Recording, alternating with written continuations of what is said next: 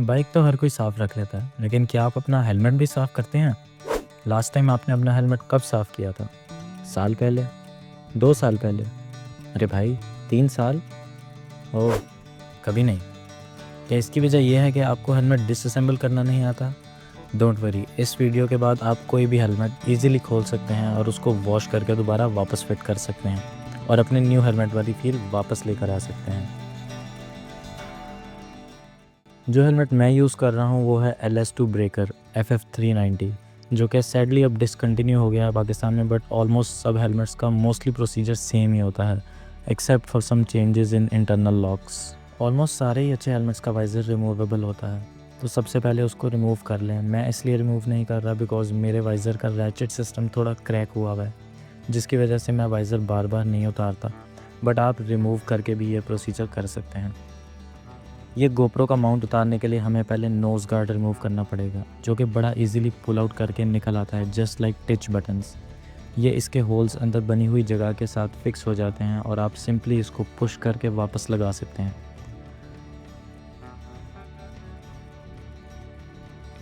और इस टेलीसन के हेलमेट माउंट को भी सिंपली हम इसके अंदर के स्ट्रैप्स को लूज़ करके उतार सकते हैं।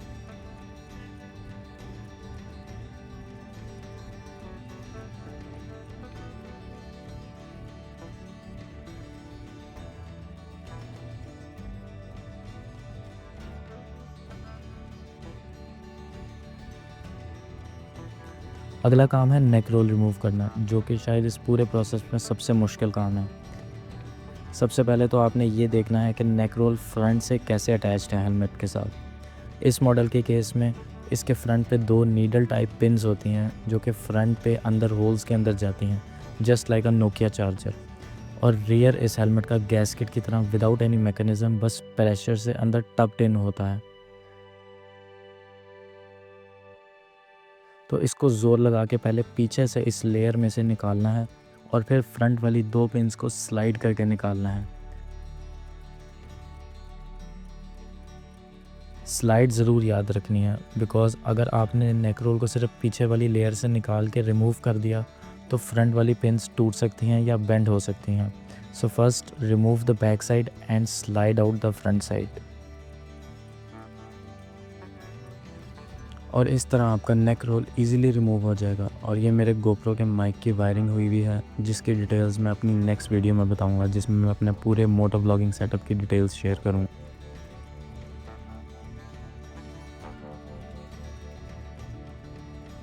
नेक रोल रिमूव करने के बाद अब आप चीक पैड्स की तरफ मूव कर सकते हैं, पर उससे पहले ये स्ट्रैप्स भी रिमूव कर लें, जो कि सिंपली टच बटन्स के साथ लगे होते हैं, और बटन खोल के इनको रिमूव कर लें।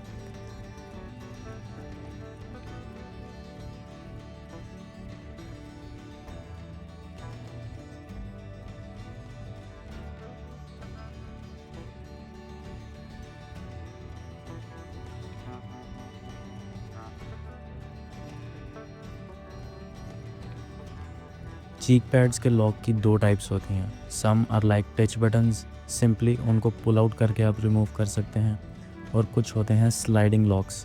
इस हेलमेट के केस में स्लाइडिंग लॉक्स हैं, जो कि पहले स्लाइड आउट होते हैं और फिर पुल आउट। तो आप पहले अपने हेलमेट के चीक पैड्स को देख लें कि सिंपली पुल आउट सिस्टम है या स्लाइड एंड पुल सिस्टम है। स्लाइड एंड पुल में 2 होल्स होते हैं और पुल आउट में यूजुअली एक ही होल होता है जिसमें लॉक लगता है जाके। हर चीक पैड यूजुअली 2 to 3 लॉक से लगा होता है, और तीनों लॉक्स खोल के आप चीक पैड्स को रिमूव कर सकते हैं।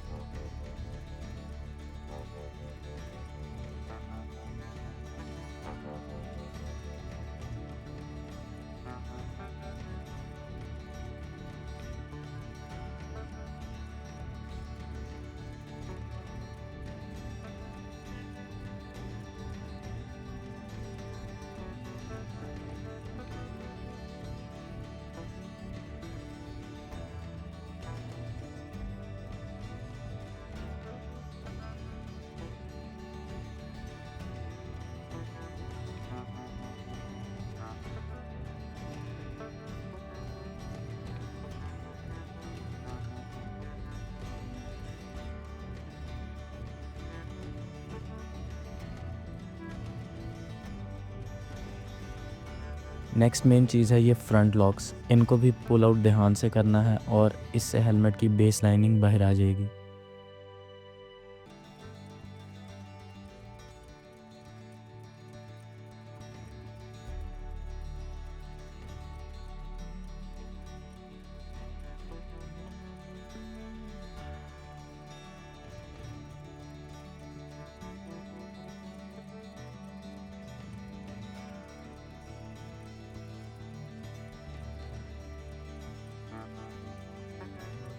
और अब ये सारी चीज़ें वॉश करने के लिए रेडी हैं।